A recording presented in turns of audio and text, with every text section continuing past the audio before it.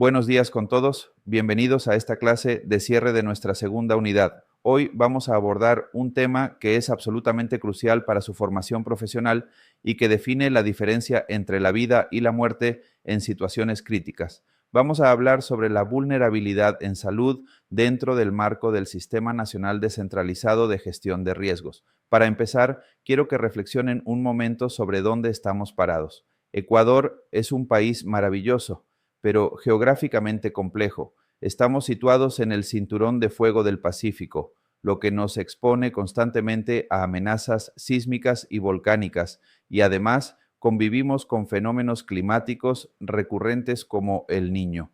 La historia reciente no nos deja mentir, pues todos recordamos el doloroso terremoto del 16 de abril de 2016 o las inundaciones severas que azotaron a Esmeraldas entre 2023 y 2024, eventos que desnudaron la fragilidad de nuestra infraestructura sanitaria. En el contexto académico y profesional de la medicina de emergencias, ya no nos sirve pensar en la respuesta a desastres como una acción aislada o meramente reactiva, como quien apaga un incendio cuando ya está ardiendo. La formación superior nos exige entender que los hospitales no son edificios estáticos, sino sistemas vivos y complejos insertos en territorios dinámicos. Por eso, la promulgación de la Ley Orgánica para la Gestión Integral del Riesgo de Desastres en 2024 marcó un antes y un después, alineándonos con estándares internacionales como el marco de Sendai y obligándonos a dejar atrás la cultura de la emergencia para abrazar la cultura de la prevención y la resiliencia. Entremos en materia analizando qué es realmente la vulnerabilidad en el sector salud. No se trata solo de si el edificio se cae o no, es una condición intrínseca que predispone a un hospital a sufrir daños. Esta vulnerabilidad se compone de varias dimensiones que ustedes deben aprender a identificar. Primero tenemos la vulnerabilidad física, que es la más tangible. Aquí debemos distinguir entre lo estructural y lo no estructural. La vulnerabilidad estructural se refiere a los huesos del edificio, cimientos, columnas, vigas y losas. En Ecuador, la norma ecuatoriana de la construcción exige que los hospitales tengan factores de seguridad más altos que una vivienda común, porque tras un sismo severo no solo deben no colapsar, sino que deben seguir operando. Lamentablemente, tenemos el triste ejemplo del Hospital Napoleón Dávila en Chone durante el terremoto de 2016. Aunque no se vino abajo como un castillo de naipes, sufrió daños estructurales tan severos que tuvo que ser evacuado y demolido, dejando a toda una población sin su centro de referencia médica en el peor momento posible.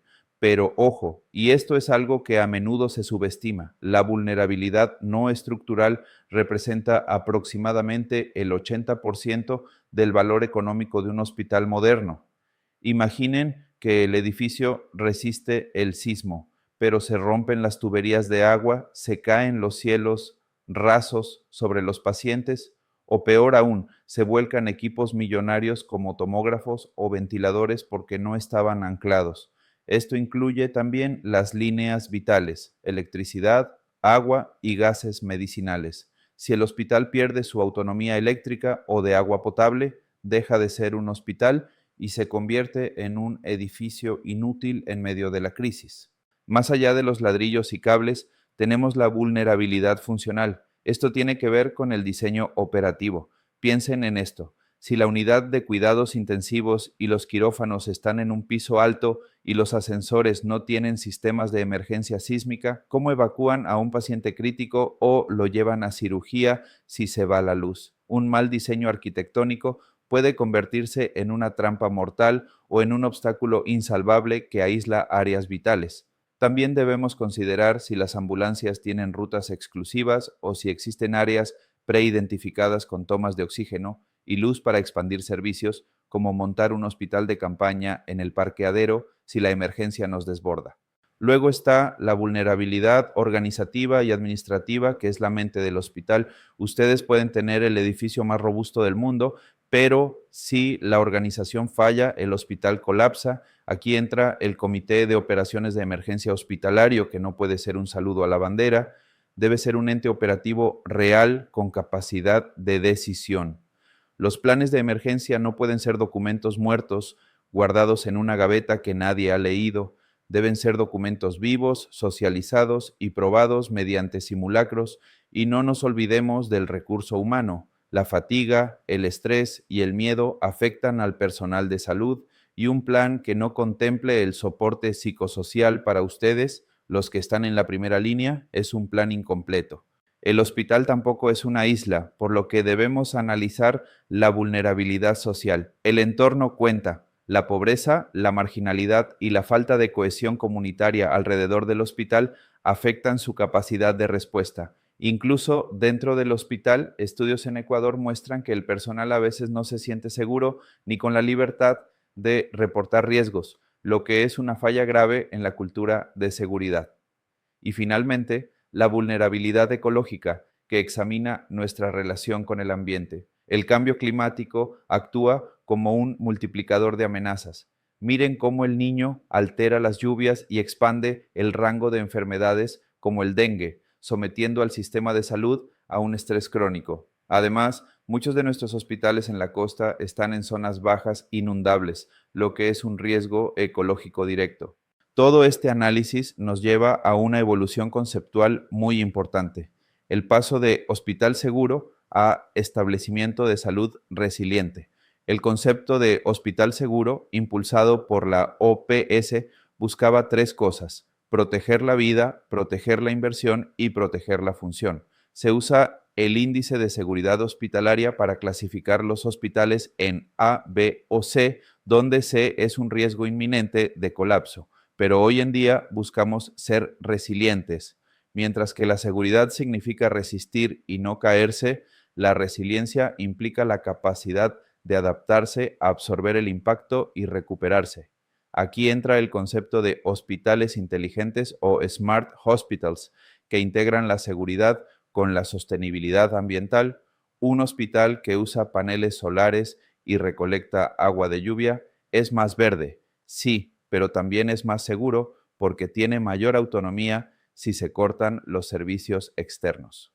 Ahora bien, ¿cómo gestionamos todo esto? Debemos cambiar el enfoque de solo responder a gestionar el riesgo prospectivamente. El modelo tradicional se centraba en apagar incendios, pero la ley de 2024 nos empuja a la reducción de riesgos. Tenemos tres tipos de gestión: la prospectiva, que busca evitar crear nuevos riesgos, como decidir no construir un hospital en zona de tsunami; la correctiva, que interviene sobre el riesgo que ya existe, reforzando columnas o subiendo los generadores eléctricos a pisos altos para que no se inunden; y la reactiva, que es la preparación para responder cuando el desastre ocurre, porque el riesgo cero no existe. Esto se operativiza a través del ciclo de los desastres. Empezamos con la prevención para evitar que el evento cause desastre, como aplicar normas de construcción estrictas. Seguimos con la mitigación para reducir el impacto, anclando esos equipos médicos de los que hablamos antes. Luego la preparación, que incluye los simulacros y los sistemas de alerta. Cuando sucede el evento, entramos en la fase de respuesta, activando el COE y salvando vidas. Después viene la rehabilitación para restablecer servicios básicos como agua y luz. Y finalmente la reconstrucción, que debe seguir el principio de reconstruir mejor, para no volver a cometer los mismos errores que causaron el desastre original. Para realizar esta gestión, ustedes como tecnólogos contarán con herramientas técnicas. Una fundamental es la matriz de riesgo cualitativa, que cruza la probabilidad de que algo pase con el impacto que tendría. Si la probabilidad es alta y el impacto es catastrófico, eso va a la zona roja del mapa de calor y requiere intervención inmediata. También tenemos los mapas de riesgo comunitarios, que son herramientas participativas donde la gente identifica sus peligros y dibuja su territorio usando colores estandarizados: rojo para peligro, verde para rutas de evacuación y, por último, los sistemas de alerta temprana o ESAT. Un SAT no es solo una sirena, Es un sistema que incluye el conocimiento del riesgo, el monitoreo científico por parte de institutos como el INAMGI o el Geofísico, la difusión de la alerta a través de medios y celulares y, lo más importante, la capacidad de respuesta de la gente. De nada sirve que suene la sirena de tsunami si la población no sabe hacia dónde correr. Para cerrar esta clase, quiero advertirles sobre los errores comunes que no pueden cometer. Eviten a toda costa el plan de escritorio, ese documento hecho por cumplir que nadie conoce. No desconecten su planificación del territorio, no pueden planificar la seguridad del hospital ignorando que las calles de alrededor se inundan. No subestimen lo no estructural. Recuerden que los equipos y las líneas vitales son lo primero en fallar. Y por favor, asegúrense de que haya mantenimiento. Un generador que no se prueba periódicamente es un generador que no va a prender cuando se vaya la luz en medio del terremoto. La gestión de riesgos es una responsabilidad ética y técnica, y está en sus manos garantizar que cuando la sociedad más lo necesite, los hospitales sigan en pie y funcionando. Muchas gracias por su atención.